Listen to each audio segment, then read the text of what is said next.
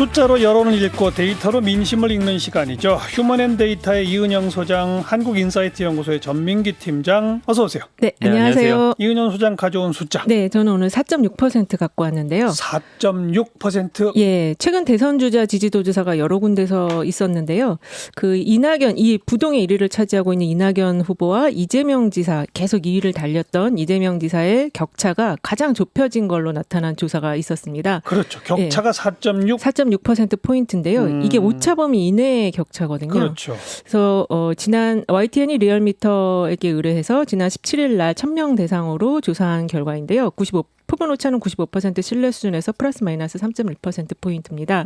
이번 조사에서 이낙연 의원은 23.3%, 이재명 지사는 18.7%로 4.6%포인트 격차를 보였고요. 예. 3위가 윤석열 총장 14.3%로 전 조사에 비해서 4.2%포인트 상승을 했습니다. 네. 또한 그 최근에 7월 초에 있었던 그 쿠키뉴스와 한길리서치 조사 결과를 보더라도 이낙연 의원과 이재명 지사 그 당시에는 8.8%포인트 차이 났었거든요. 네. 근데 이번에 4.6%포인트로 좁혀져서 그 격차가 이번에 상당히 좁혀졌는데 그 이유와 관련해서는 사실은 이제 이재명 지사 지지 같은 경우는 그 좀 지지를 유보하고 있던 층들이 좀 상당히 있었어요. 대법원 판결 결과를 봐야 된다 하면서. 대법 판결 이후에 몇 퍼센트 올라간 거죠? 예, 그래서 그때 판결 이후에 한 3%포인트 상승을 했거든요.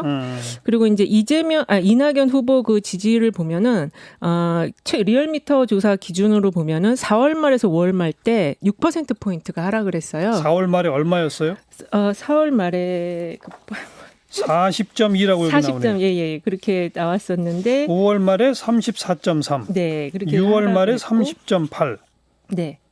이번 7월 17일에 23.3. 예, 그렇게 해서 4월에서 5월에 코로나19 전국이 한창 그 정점에 있을 때 6%포인트 빠졌고 또 이번에 이제 부동산 전국이 있은 이 시기에 7%포인트가 빠졌거든요. 예. 그래서 이 정책 대결 국면에서 그 어떤 정확한 입장이나 메시지를 내지 않음으로 해서 존재감이 부각되지 않으면서 지지율이 좀 하락한 네. 걸로 나타났습니다. 그러니까 지금 지난 4.15 총선 이후 지금까지의 좀 전체적 추세를 보면 네, 이낙연 의원이 엄청나게 높다가 그렇죠. 혼자 40% 되었으니까 23까지 떨어졌으면 급전직하한 거예요. 거의 절반. 이재명 빠졌죠. 지사는 네. 계속 13, 4 달리다가 네. 대법원 판결로 늘어난 건 고작 3%예요. 그러니까 한마디로 말하면 이재명 지사가 깜짝 놀라게 치고 올라왔다가 아니고 그렇죠. 네. 이낙연 의원이 깜짝 놀라게 떨어졌다죠. 그러다 보니 비슷해졌다 아니에요? 네, 사실 그 이낙연 후보 지지율이 진보 보수층을 다 포괄을 하고 있었거든요. 네. 근데 이 정책 대결 국면에서 이제 보수층이 좀 많이 이탈을 하지 않았나 그렇게 좀 생각이 됩니다. 네. 그리고 그 좀 결집을 단단하게 좀 이렇게 다지지를 못한 것 같아요, 이 시기에. 그러니까 어찌 보면 4.15 총선 직후 그 시점까지는 별로 눈에 띄는 사람도 없으니까 네. 그냥 다 이낙연 했던 것 같고 어라? 좀 정신 차리고 보니까 다른 사람 보이네? 네. 이러다 보니 이낙연 의원이 쭉 빠진 게 아닌가. 그렇죠. 그죠? 그렇지만 이제 이 대선 지지율에서 민주당 내에서는 또 그 당 지지층의 여론이 어떤가도 중요한데 아직은 그 민주당 지지층 내에서는 한 6대2 정도. 이낙연 6대2요? 예. 한 59%에서 한 이재명 지사는 한 19% 정도. 아직은 좀 격차가 많이 나 있더라고요. 크군요. 네. 네. 여권 성향 내에서는 그렇게 나온다. 네. 아까 윤석열 총장이 14.3? 14.3% 이것도 꽤 올라간 거죠? 4.2%포인트 상승을 했거든요. 이전 네. 조사 대비해서. 그 밖에 다른 분들은 어떻게? 홍준표 의원이 5.9%, 황교안 전 의원이 5.1%, 안철수 대표가 4.8%, 오세훈 전 시장이 4.7%, 그다음에 이제 하위수 더 밑으로는 심상정, 임종석, 원희룡 이런 순으로 나타났습니다. 전 팀장은 어떤 숫자 가져오셨어요? 38대 25인데요. 이건 이제 빅데이터 상에서 이낙연 의원과 이재명 지사의 긍정 감성 비율입니다. 이낙연 공정이 38, 네, 이재명 공정은 25. 그렇습니다. 근데 일단 좀 크게 놓고 보면 화제성은 이재명 지사가 훨씬 많아요. 일주일 동안 언급량이 16만 8천 건이거든요. 특히 대법 판결이 난 그 주니까요. 맞습니다. 예. 그리고 이낙연 지사는 5만 1천 건 정도 언급이 됐는데 일단 이낙연 지사는 이제는 그 어떤 키워드 자체가 대선을 향해 가고 있다라는 게 보여집니다. 예. 그 이재명 지사하고의 어떤 지지율 차이, 그다음에 대통령 후보, 뭐 대선, 여론 지지율 이런 키워드가 나오면서 사실은 당 대표보다는 지금 오히려 그 대선과 관련한 언급들이 훨씬 더 많다고 보여져요. 예. 예. 그래서 긍정 비율 아까 말씀드린 대로 38.1, 부정이 37.4거든요.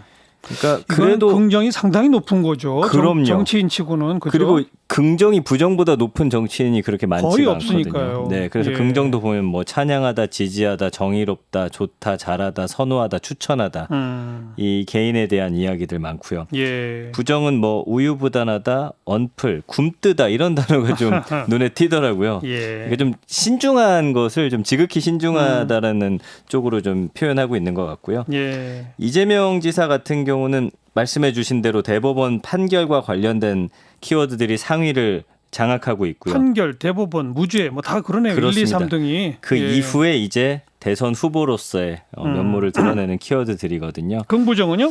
25대 49.1인데 부정이 49. 네, 이재명 지사는 꼭 부정이 좀 더 높긴 높아요. 근데 이제 어떤 사안에 대해서 뚜렷한 본인의 목소리를 내다 보니까 예. 거기에서 오는 이제 긍부정이 확실히 좀 갈리는 특징을 갖고 있거든요. 확실히 호불호가 명확한 정치인이에요. 맞습니다. 이재명 그래서 아까 얘기한 것처럼 대법원 판결 났음에도 불구하고 대폭 뛰어오르지 못하고 한 3%만 오르는 걸 보면 올라가는데도 한계가 있는 거죠. 아직은. 그렇습니다. 예, 워낙 그래서 이 이재명 지사를 싫어하는 층이 또 두텁게 있다 이런 게 맞아요, 아니겠어요. 사실 맞아요. 이제 60대 이상층에서는 아직은 이재명 지사에 대한 선호가 높지는 않아요. 그러니까요. 그렇습니다. 그래서 긍정은 적극적이다, 지지하다, 소신이 있다, 선호한다, 존중한다, 최선이다, 시원하다라는 키워드 예. 감성어도 있고요. 예. 부정어는 뭐 거짓말한다, 언플, 싫다, 의혹, 무섭다 뭐 이런 단어들이 있고 윤석열 검찰총장 같은 경우는 이제 야권 선호도 1위인데 언급량은 2만 6천 건 정도고요. 예.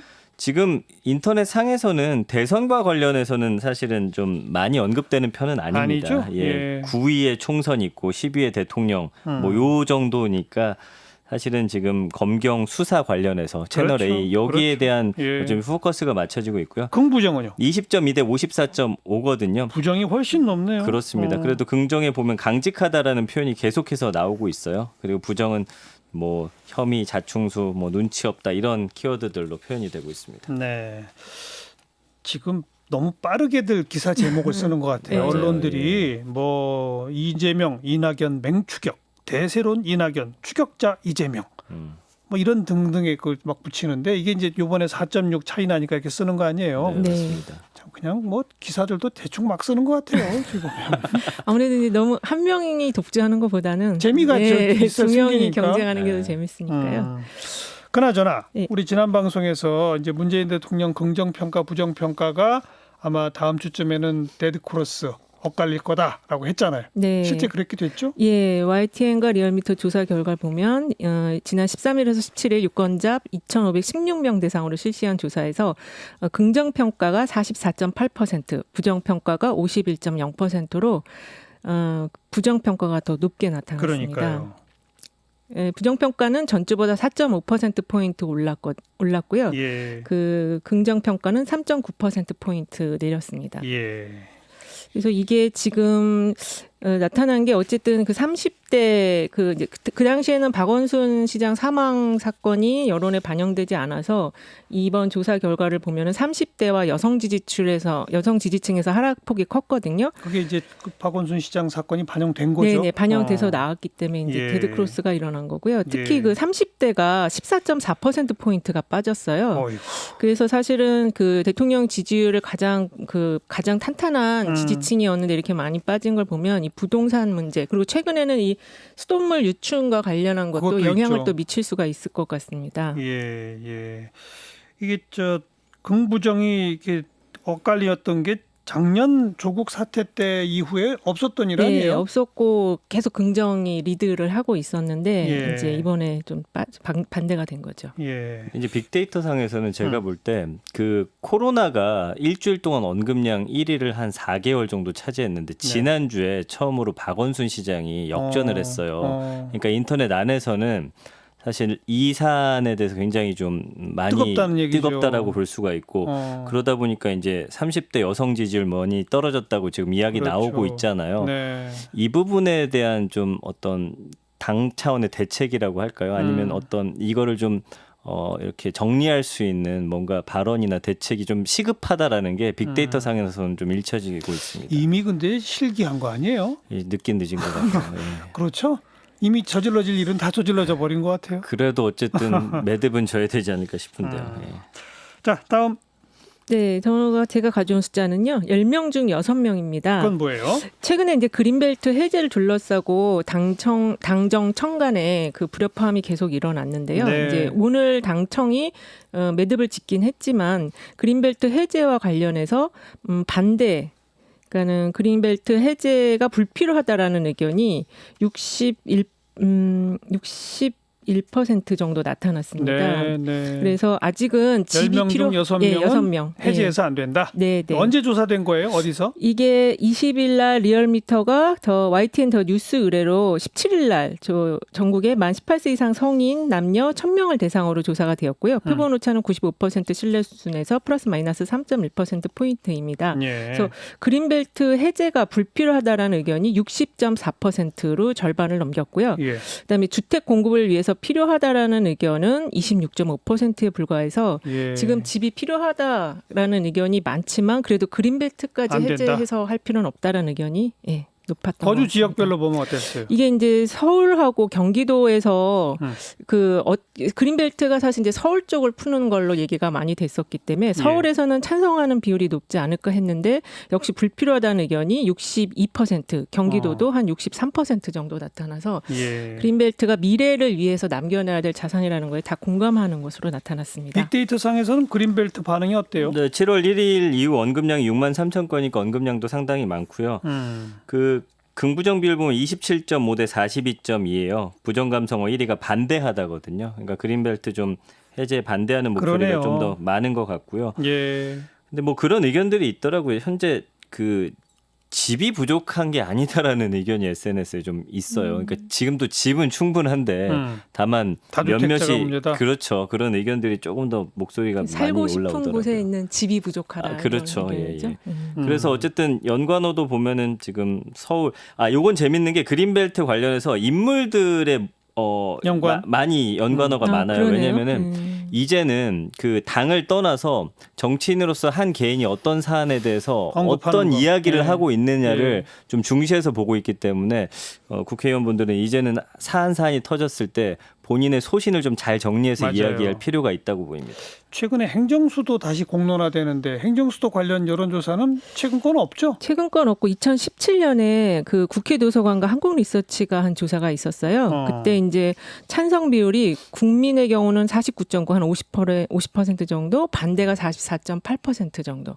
그래서 찬성이 팽팽하네요. 약간 이거는 팽팽했었고 전문가는 찬성이 64.9 대 반대가 35.1%. 전문가는 찬성이 많고. 많죠. 네. 그리고 그린벨트도 이 빅데이터 상을 보면은 그 다 이제 대선 후보군들을 다 이름은 있는데 이낙연 후보 이름이 없어요. 그래서 그런 면에서 지지율이 빠지는 게 아닌가 빅데이터 상에서도 좀 나타나는 것 같거든요. 네. 네. 자, 마지막 전 팀장 가져온 숫자는 41.6입니다. 이건 뭐예요? 그린 뉴딜 관련한 긍정 비율이거든요. 그 지난주 문재인 대통령이 대국민 보고통에서 한국판 뉴딜 계획 밝혔잖아요.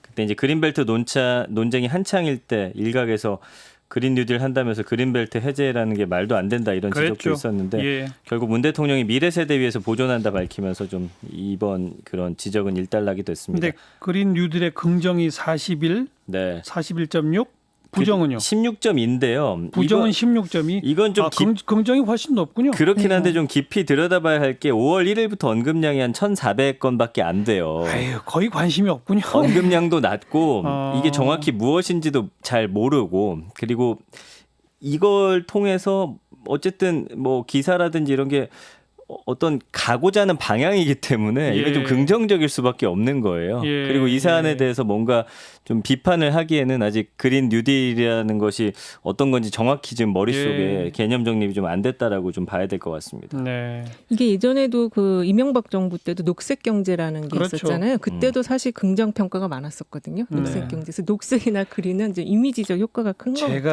맞아요. 생각할 때 예. 이명박 정부 때 녹색 경제, 박근혜 정부 때 창조 경제, 네.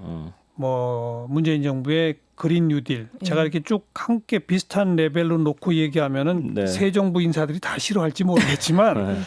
이게 일반 국민들한테는요 너무 양이 많아요. 네. 그게 무슨 얘기냐면 이미 모든 부처가 하고 있는 일을 어떤 이름 하나에 이렇게 모아놓은 거예요. 네. 그러면서 국민 눈을 확 사로잡을 핵심은 좀 부족해요. 네. 이러다 보면 밋밋한 거예요. 그게 좀 와닿지 않는 것 그러니까요. 같아요. 국민들이 느끼기에도요. 예. 대충 뭘은 멋있으니까 긍정이 많은데 네. 그러나 관심이 별로 없는 거예요. 정확합니다. 그리고 효과도 별로 안 나타나고 왜 이런 게 반복되는지 모르겠어요.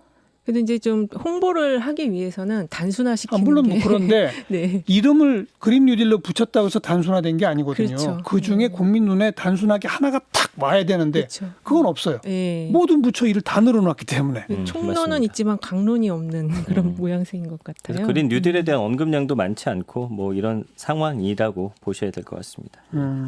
그런 얘기는 즉 언급량 자체가 뭐 한 1,500건밖에 안 된다는 얘기는 네. 정부 여러분 이런 방법 갖고는 안 됩니다. 맞아요. 국민 관심 모으려면 정책 홍보 제대로 하려면 이 방법 말고 다른 방법을 쓰셔야 합니다. 그렇습니다. 이렇게 얘기해 줄 수 있을 것 같아요. 네. 자, 휴먼앤데이터 이은영 소장, 한국인사이트 연구소 전민기 팀장 수고하셨어요. 고맙습니다. 감사합니다.